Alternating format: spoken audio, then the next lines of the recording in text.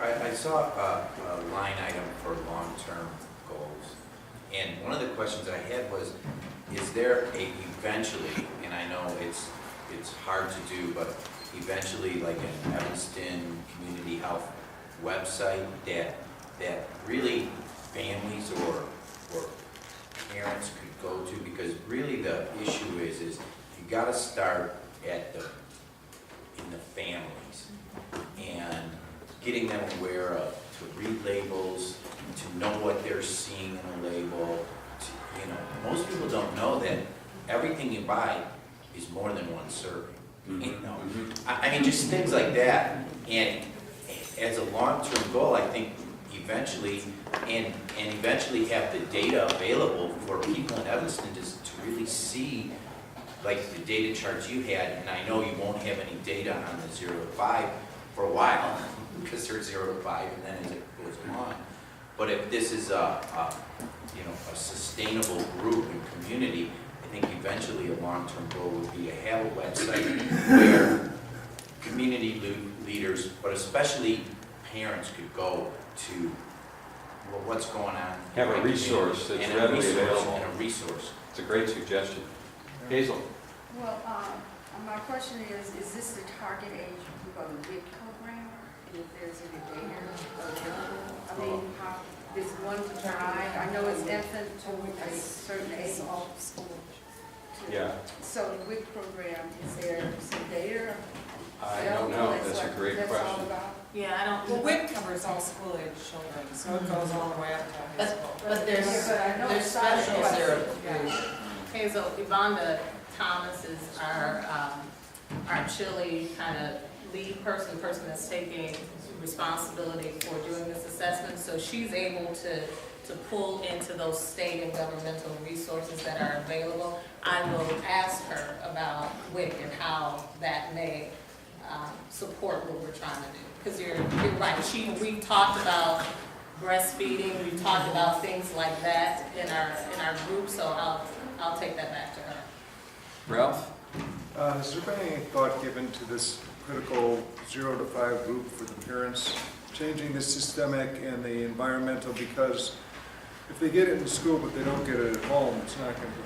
It's a great question, and one of the things we've acknowledged, and maybe I haven't made clear, is when we talk 0 to 5, we're talking families. Okay. So 0 to 5 would be where we're going to collect our data and is really our target, but families are just an integral part, and maybe an assumption that I didn't make clear, but that's a great point. We've got to really focus on supporting the family in order to move the needle. Jane, you had a hand up? You answered it. Okay. So And I was just wondering what your specific action steps were after you gathered the data, but it's going to be... Well, the data will help us determine those actions. Yeah. We're raring to go, but we're trying to say, wait a minute, the data will probably tell us more than we know right now. Yeah. Jane and I had a conversation. Her daughter's involved in this work in Billings, Montana, I think. Yeah. And has been for almost 10 years. So She's worked with the Y throughout, but she has a program that targets obese kids. Mhm.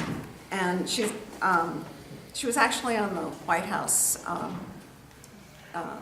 Childhood Obesity Committee. we're eager to get But, connected. And so learn a anyway, little I'm bit. sure, she has already said she'd be really happy to communicate with you all. That would be So- great. We don't want to reinvent the wheel here. We'd love to learn from Billings Yeah. or Bozeman or... And by the way, most of her obese kids are white, so.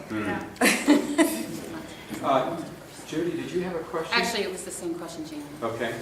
So my question was similar in that, is this a national program? Because my mom is doing some of this work in Southern Illinois through her church. She's a parish nurse, and she's been doing a lot of family and youth obesity work. So my question was, maybe her Y down there, are they doing a similar kind of outreach as well? It could be, and I like to refer to the YM. We have Karen Singer with us today from the YW. There are two great Ys in Evanston. I don't know all of the YMCA's in Illinois that are involved, but there are 16, I believe. And in southwestern Illinois, I know there's a very, very vibrant YMCA that has broad reach across a huge geographic area. But you might have her check with local YMCAs to see if they're beginning or engaged in the Pioneering Healthier Communities work. Seth? Yeah, I just wanted to add two things as I think about our discussions to date that people in the room may be able to contribute in addition to what's been mentioned. One is that we've talked about how we engage corporations. I realize McDonald's is a big part of the problem, and that we're not going to solve everything by there voluntarily making commitments, but having them in the conversation. Chicagoland obviously has a lot of other corporations.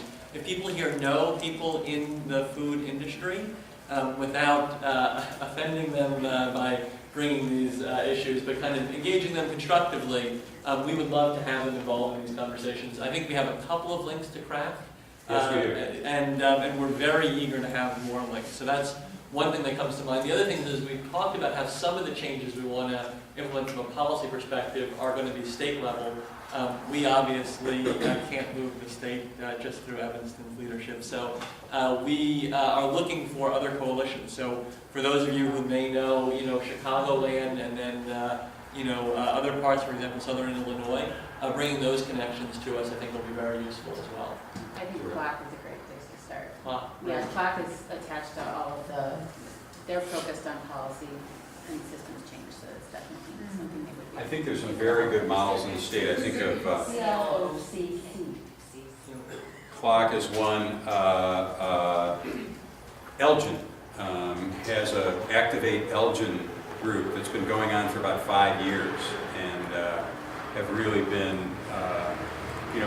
kind of paving the way and have great resource. We've made a trip out there to kind of learn about what they're doing, do's and don'ts. If you had to do it over again, what would you spend a lot more time doing and a lot less time doing? There was another hand. Bob? Well, what I just wanted to say was that the reason I'm here is I'm the chair of the Wellness and Green Committee on our school board. And last year, and the Y actually, I remember in the fall, or no, last spring, had we do an after hours like nutrition fair where we encourage the parents to come and the children actually discuss, what they learned and things like that in the school as far as nutrition and the things like that. And then the Y, I know on one Saturday, for some reason, they had the health fair. And I think everyone that's involved in the community with children in a position where they could, encourage that should be involved, and because that's really where it starts. And the other thing I wanted to say was to Seth, I don't think that the corporations are so much opposed to this because, McDonald's is constantly rolling out, new products. Lay's has removed from most of their products, their chip products, all the MSG, all the artificial color, all the artificial flavor.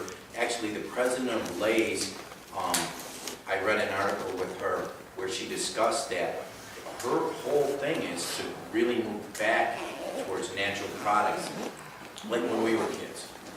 So, It's a great point. It was the day that our convention in Washington concluded. There was a huge splash about Happy Meals being changed at McDonald's, and the default being now milk. You have to ask for the sugary drink. The default being apples versus fries, or a smaller portion of fries, I think it was, with apples being an option. I think to Seth's point, your point, let's not draw battle lines at this point. Let's see if we can bring people to the table. Matt and I are going out to visit with the folks at Craft. There seemed to be an initial high level of interest in being involved in a community collaboration around childhood obesity. So I'm remaining positive. We got plenty of obstacles to overcome. But let's not pick people who we want to see as the enemy right off the bat. How about other questions? We're right at 9 o'clock. If you need to Actually, good morning, Bill. good morning. I'm curious if there's been any effort or thought around involving the target market in this initial discovery, decision-making, planning mode. So like the families with children 0 to 5, how are they included in this sort of process? At this point, not, to be blunt. The folks that you saw on the list are leaders of organizations and leaders in the community. I think key is the role that Martha plays in her role as Executive Director of Child Care Network of Evanston. This would be I hope, the strongest link into the population to bring them to the table as we collect data and as we look at what our plan is going to be. Let's get those voices, let's get the target population, if you will, to the table so that we're not sitting around thinking up great ideas and having people go, where did that come from? And Straightforward. as we dig deeper into that and we figure out the objectives, then we will have tactical teams, we will have another layer of activity that exists that will include champions and supporters and advocates to help us take this beyond, because as Bill mentioned, this is a community-based approach. So in order for it to be effective, we have to have the people that we're trying to support to be a part of the process. And Sandra, I think you said something very important, Yeah. and that is that Church the faith communities can be vitally important in this work, because that's a huge cross-section of people across our community. Absolutely. Thank you all very much. I appreciate you all being here.